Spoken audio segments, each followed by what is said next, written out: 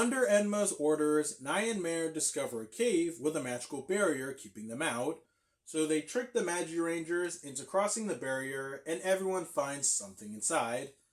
The bad guys retrieve a mummy, which was their objective the entire time, and the good guys find a magic lamp with a genie cat inside, Smokey.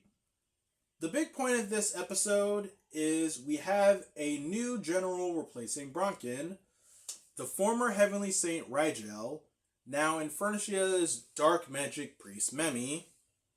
Sometime after his attempt to kill Lunagel, he was confronted by another ally, a gold figure who seals Memi and himself away for good measure. So that's how they found Memi as a mummy, but we don't know what happened to the other guy. Memi proves to be an equal threat to the Magirangers because he's a magic user too, more skilled than them. The only reason he hadn't killed them is because he's not used to his mummified, body yet. And so, stage 20, we get a new type of monsters, the Hades Beast Men. I like that the monsters reflect who's in charge. Yes, they all serve Enma, but when Bronkin was the direct commander, the monsters under him were primal and Neanderthalic, and their only job was to go wild. But now the monsters under Memi are intelligent, there's more variety, and the plans involve reviving Enma through devastation. What the hell was that? I almost said like devastation or something with an R somewhere. And so, speaking of which, I haven't mentioned a thing about Enma up until now. Mainly because right now he's just a big red eye inlaid in the ground. You just see him like pop up every now and then, but it's just, it's just a big red eye. To which, when we get to him later, you're gonna wish he was still the big red eye. But the most important thing to come out of stage 20 is a frog. A frog that the family brings home that Yuara is not a fan of because she has fear of frogs. There's a word for it that I did look up, but it's tricky to pronounce. Phobia or something. But anywho, she's afraid of frogs.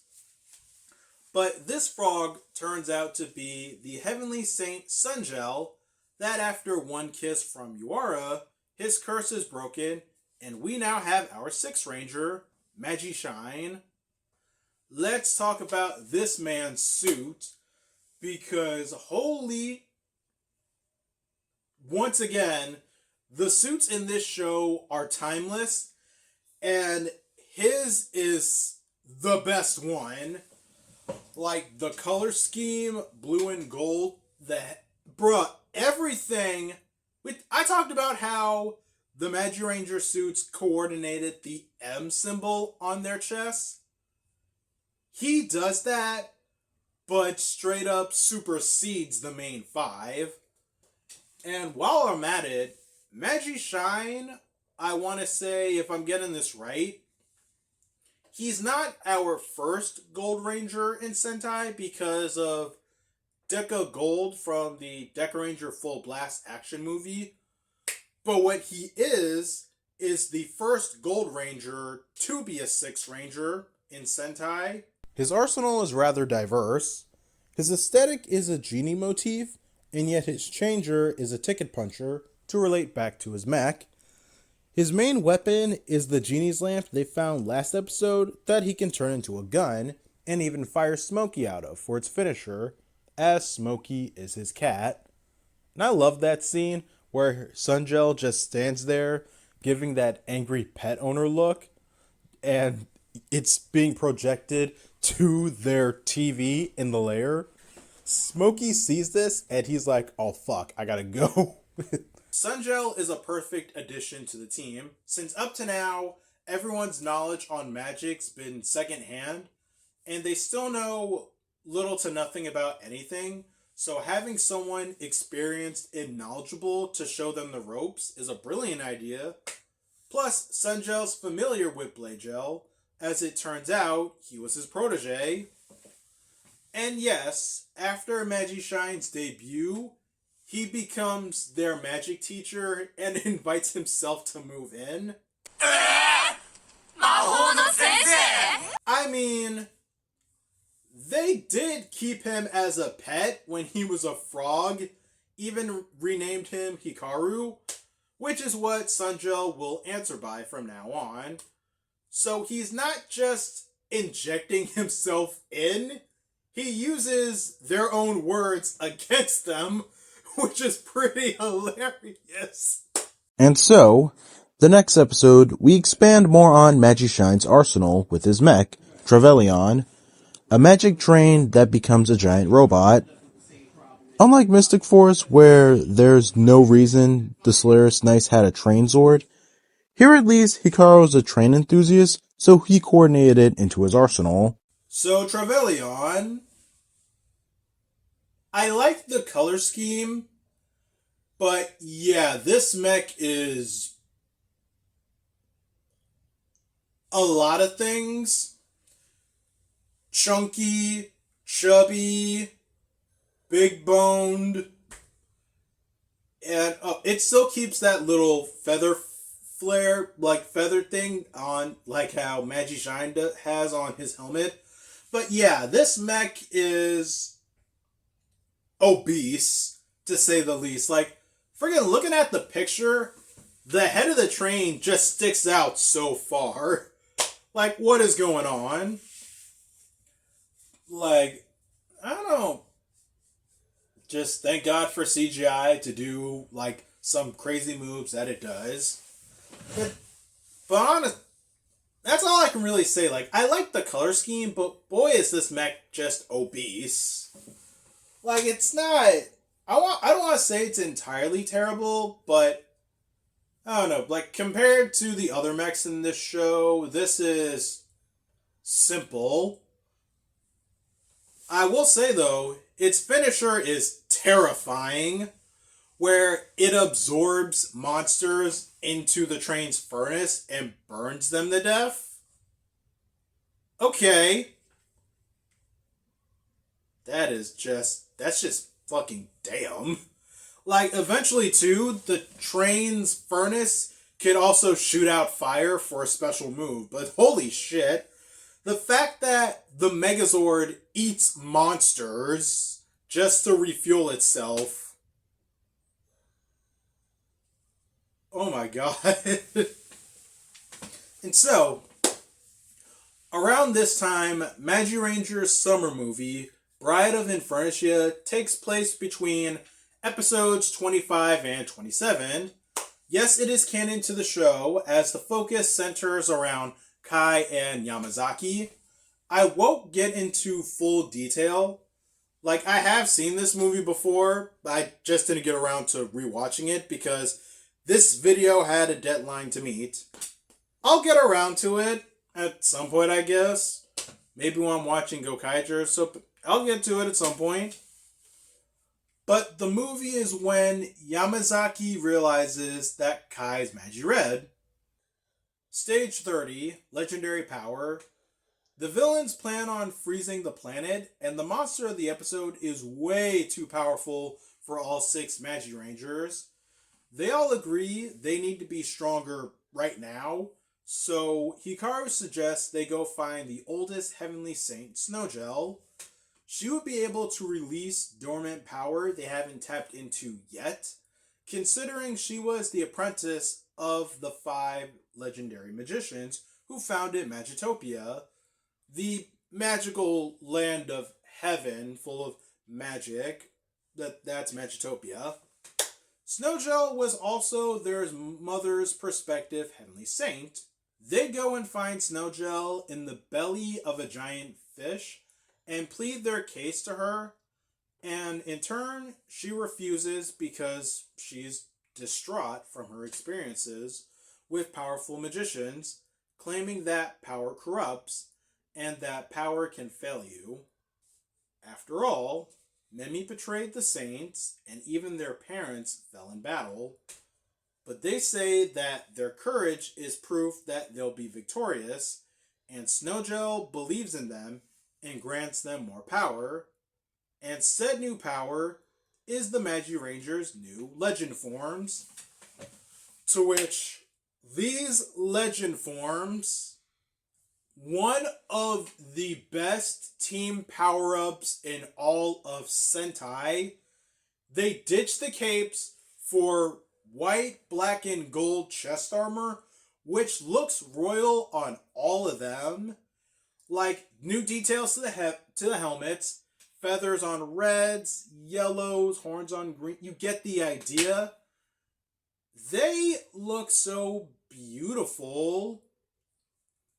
And shoot, like I said, like, this is them tapping into power they haven't tapped into yet. So it just feels more primal while royal. Once again, look at all the new details on the helmets representing each mythical creature they all are. Well, all are motifed after. And their new weapons, the Magibolts, they now get the scepters, admittedly while still keeping up with the cell phone motif. Like, well, not cell phones, they're rotary phones on their staffs. That's something, considering rotary phones are like old phones, but I don't know, it's just something. But just, like I said, raw, primal, rotary phones are a bit old to say the least, but my point is, everything with Legend whip mode is beautiful. Legend power gets the job done, but at a cost. They can't control their powers and are on the verge of becoming Heavenly Saints and forgetting each other. How does that happen when becoming Heavenly Saints? I don't know, but that's a major oversight. It makes me wonder, what exactly did Snowgel do when she released more of their powers? Because this is going from like 0 to 100. And by the end of the episode, they get a new spell to regulate their powers. So why'd they take it that far? Like, seriously. And to end their, literally, like, they're on the verge of not remembering each other, and they end all their worries with a cop-out. Why go that far? Like, Legend mode is great. It's super powerful. Who knows? Like, this show came after KamenRider Blade, so maybe they didn't want to repeat certain storylines. But Stage 31, anyway, is the debut of the Legend Mode mech, Magilegend. Their new mech consisting of Kai becoming an actual phoenix, with the wings and the beak and the caca, and everyone else becoming a lion. Not multiple lions, just a lion. But Magilegend, once again, I like this mech. It's very royal. I love the colors altogether. The bird doesn't do anything. Like, and this is a shocking revelation to me, because ever since I was a little kid and watched Mystic Force, I always thought, hey, maybe the bird becomes the head or something. But no, like, it's all the lion. The bird just hangs out on the back. Like, what gives? Like literally, Red becomes something separate from the rest of the team, and he's just feathers poking on the back. Like, look at how bulky this mech is. I don't even know if it could fly. Like, okay, admittedly, like, Red can lose, like, part of its tail or whatever to form the spear, but it's like, Red's just on the back, man. It's all the lion. So it just makes me wonder, maybe, how come they all couldn't just make the lion? Like, and instead the lion could have had wings or something? since that is a type of mythical creature, a winged lion. I believe it's a type of griffin or another type of mythical creature called a manticore. But still, the head pops up and it's like it gets the bird head, man. It's like, oh, the bird just doesn't do anything. It's just chilling. Anywho, but it still looks nice, but come on, the bird doesn't do anything. And so, stage 32. During a battle with Woolzard, Woolzard says a particular line that stood out to everyone.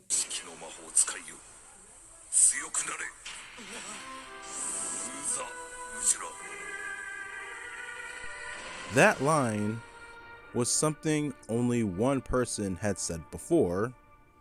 It was their father. Become stronger was advice Blagel gave Makito after being benched from a baseball game. So why does that line from Woolzard sound so familiar? Stage 33. Memi's new plan involves stealing a portion of Trevelyan's power and everyone's legend powers to fully revive Enma, while Hikaru and Lunagel, who stop by to visit, tend to Memi. The rest deal with Woolzard, and Woolzard abducts everyone to Infernicia and traps them to have their magic absorbed by Enma. Kai, not giving up, looks deep and breaks everyone out of their bindings, and then Enma attacks Kai. And hearing that Kai's Blagel's son, Woolzard stops Enma and de-transforms, revealing